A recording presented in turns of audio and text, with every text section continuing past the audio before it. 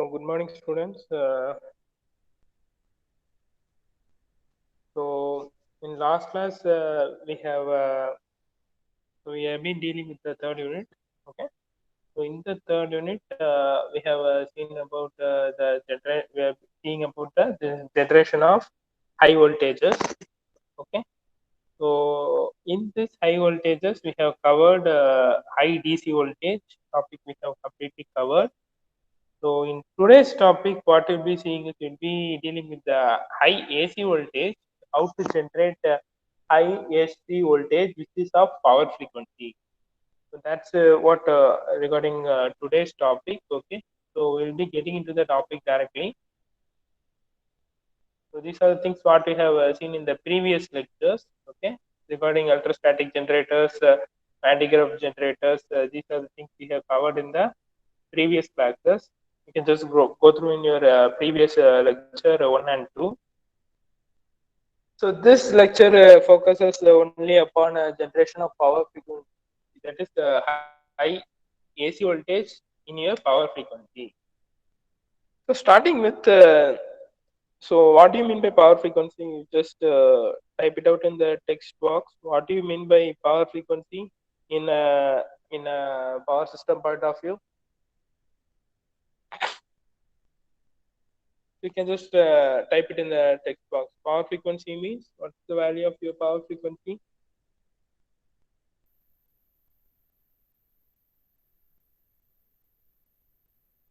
So yeah, power frequency is belong to 50 hertz, and in this 50 hertz only your transmission is taking place in our country.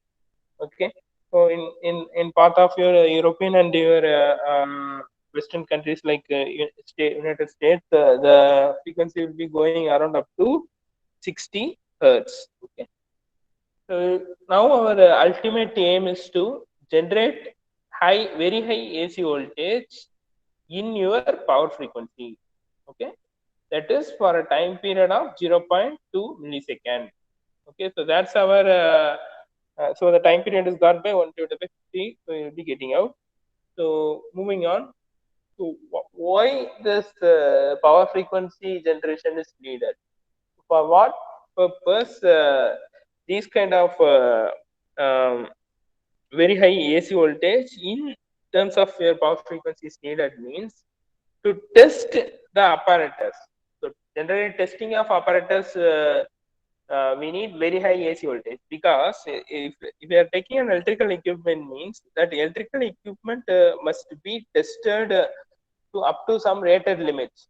Okay, so if you are making a transformer means the transformer is rated for 440 volt means 440 volt is to 440 volt means, okay, primary is 440 volt and the second is also 440 volt means your uh, transformer will be tested twice that of the its rated value. Okay, so that is each and every electrical equipment will be tested for its worst case.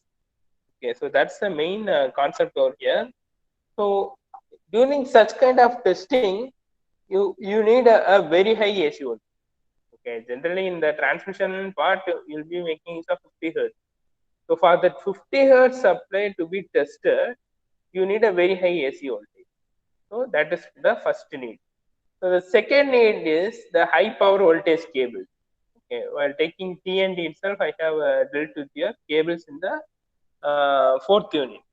Okay, so for in that we will be making use of cables with different voltage rating. Okay, ultra high voltage, so extra high voltage, like that, depending upon the voltage rating you'll be using. So for that voltage, that for the cables also to transmit high voltages, you need the supply, okay, of very high voltage. The third thing is the metal clad substation with gas insulation. Okay, so in some kind of substations also they'll be making use of this high AC voltage, and then for testing of your insulators also they will be making use of this high AC voltage in power frequency. Okay, so these are the main needs. Okay, mainly the need is regarding your testing. Testing is the main part. Okay, so moving on to the methods.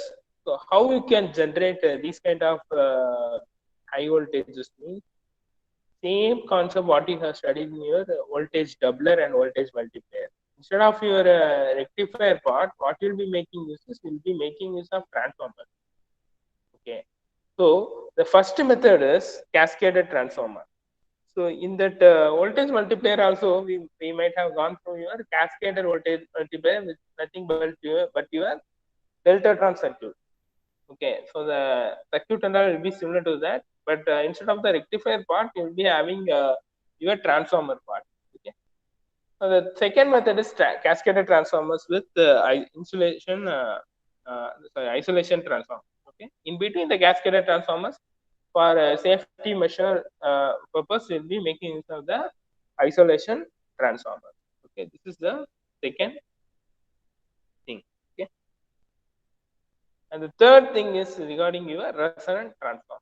So how your AC voltage is transferred from one coil to another coil during resonance is dealt with your resonant transformer. Moving on, each and every part will be making use of the transformer. So you have to know about the knowledge regarding the transformer. Why we have to go for the transformer? So when the test voltage requirements is greater than 10 kilovolt, sorry, 100 kilovolt. Okay, as I said, your high AC voltage in terms of your power frequency is mainly used in your testing purpose. Okay, so if the testing voltage is greater than 100 kilovolt, certain modification in conventional transformers is to be done. So what are those modification mean? The impedance of the coil. Okay, actually transformers nothing but the inductance only. Okay, so it will be also having some kind of impedance. So this impedance is the thing what resists the flow of current. Okay, so the impedance value must be less than that of 5%. Okay, the value of the impedance in the coil must be less than that of 5%. So the second point is capable of giving the short circuit current for 1 minute. That is, in case of any fault, okay, usually short circuit fault will be happening. So it has to be able to be withstanding it for 1 minute. Okay? So such a heavy rated transformer has to be designed. Okay? For if you are making use for high voltage AC testing. So the third thing is meter winding is provided to measure the output. This is a common point. Okay, from the voltage across from the winding across it, how much voltage you have to measure it. So a voltmeter will be normally connected. In case of any abnormalities found out, that is any kind of over voltages is developing means you can suddenly cut off the circuit. Okay, so the third point is for your safety measure. So for higher voltage requirements, you know, need still more higher rating means, as I have said, you have to cascade the transformers. So when cascading, these transformers must be of same unit. That is, if you are designing a transformer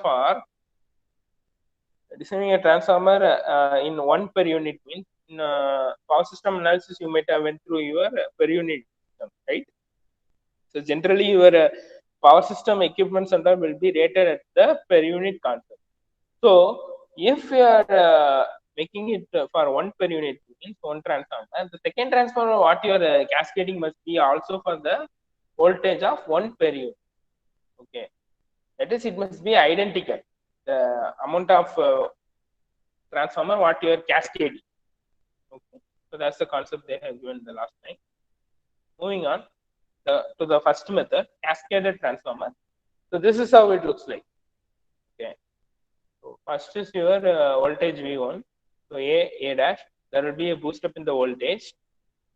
Then again there will be a voltage V2 V1. So This is another one stage. So this is the first stage, and this is the second stage.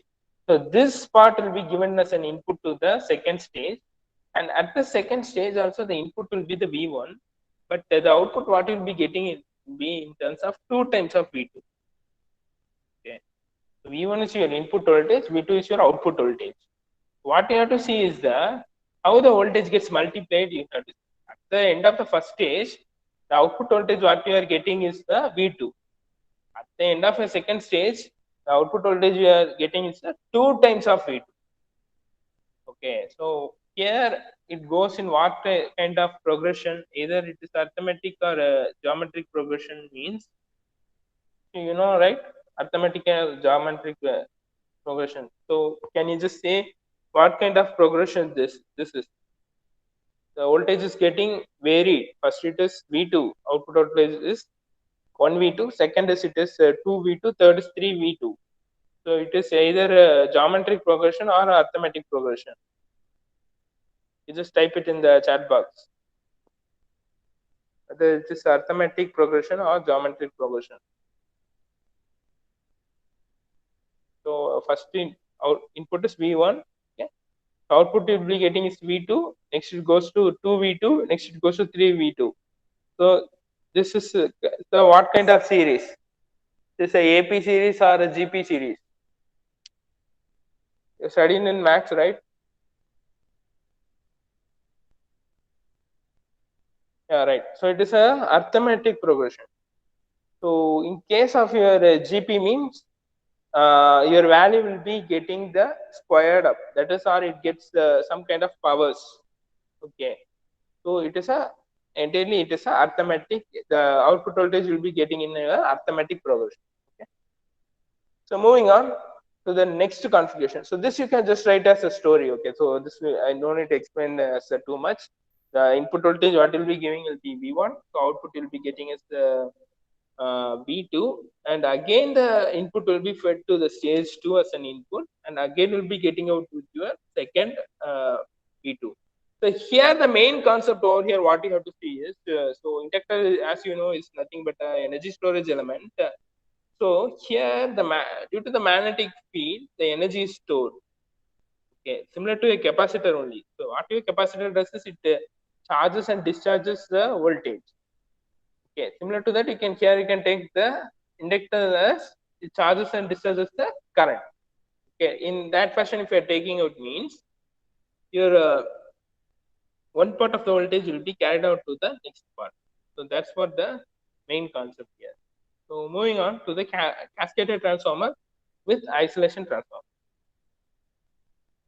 So here, if you are seeing means the isolation transformers will be embedded at the second stage, third stage. So first stage it won't be embedded. During the second stage and third stage, that will be having its own extra transformer. So this is what your isolation transformer is. So this isolation transformer mainly corresponds for your safety. Okay. See, in the previous cascaded transformer, what happens is that there might be some possibility of over voltage leakage. Okay, so it has to be done with a very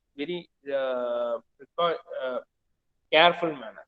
Okay, but over here, what happened is that this mainly kept for as a safety purpose. Okay.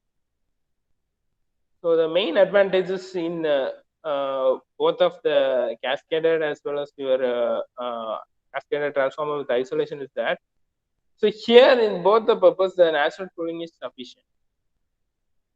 So you don't need any kind of any external cooling, okay, because the transformer will be embedded with the cooling equipment. Okay, so the transformers are light and compact. Another one advantage. So the last one is transportation and assembly is also easy. So the limitation is that this scheme is expensive because you are cascading very large transformers together, and this will contribute to the will contribute to the more amount of space. So moving on, effect of load. Okay, so in case the load is attached to this method means what happens. Here what they are saying is that the power apparatus is always capacitive in nature. So it is the so as you know, the load what you will be connecting will be in case of your utility grid, it will be of inductive in nature. So nearly 90% of the domestic load what will be, even the industrial load what you are using will be of inductive in nature. So in order to make the power factor corrective, so the power apparatus what we'll be making use will be rated for a power factor greater than unity. So it will be acting as a capacitive in nature. Okay. So the nominal rating of the transformer will be increased. Okay. So these are the some common points. What happens due to the effect of the load. Okay. Just see through it. Next we'll be moving to the resonant transformer. So resonance you already know, right? That is you will be connecting a inductor as well as a capacitor together. Okay. Sometimes they might be also connecting resistance also. So if what happens is that the inductance is also a storage element, the capacitance is also a storage element. So both will be working on in some kind of frequency. Okay, both will be working on some kind of frequency. What you have to note is that during the resonance, these two frequencies will be the same. Okay, so if a circuit is having L and C component means, and if one of the component, that is if the circuit is acting as the lagging power factor, okay, but if it reaches a in resonance condition means the power factor will directly become unity. Okay, so that's the main concept. So here in resonant transformer, the AC supply is given. This is your resonant transformer. So after this, the output what you'll be getting is will be of a very high voltage. Okay. So what they're saying is that large output current rating is obtained by connecting the choke in the series. So generally they'll be calling it as a choke, which is nothing but also an inductance. Okay. The magnitude of voltage across the capacitance C of test object will be, so they are giving the magnitude of voltage across this storage element capacitor VC. So V by omega CR, this you already know. So the quality factor Q will be always equal to the R by XC. Nothing but here again XC by R is equal to 1 by Q. Okay. The input voltage required is reduced by 1 by Q. Okay. That is the input and the output voltage will be depending upon your quality factor Q. Okay, this quality factor will be designed based upon the frequencies of your inductance as well as your capacitor. Okay, so this principle is utilized in testing at very high voltages and on occasion requiring large current outputs such as cable testing. So where are using cable testing, dielectric loss measurements, and partial discharge measurements. Moving on, it's of two types. One is your series resonance based upon the position of your inductance and your capacitor. One is your series resonant AC system, another one is your parallel resonant AC system. So here what happens is that the L, that is the inductor will be varying, is varied by varying the air gap. Okay, the ratio 10:1. So the Q factor in the circuit will be typically 50. So as I said, depending upon the Q factor only where voltages are determined. So if you're comparing series and parallel resonant circuit means your parallel resonant circuit will be ensuring a more stable output voltage. So the advantage over here is it gives out a very pure sine waveform. Okay, the output what you will be getting out will be a very pure sine waveform. So the power requirement, the rating of the transformer is also less. Okay. So no high power arcing and heavy current surges occur. Okay. So cascading is also possible. Yeah, you can also cascade two or more resonant transformer together. Okay. So the limitation is that requirements of additional variable scope, right? So the previous cascader transformer, you are not in need of any kind of choke. Okay. But over the resonant transformer, you need the choke. Okay. So this also requires more space. So we can stop with respect to this. Okay, in today's lecture. So in the next lecture, we'll be moving towards your high voltage, high AC. Okay, in terms of your very high frequency, we'll be seeing out. Okay, so with this, I think we can close the session. If you're having any other doubts,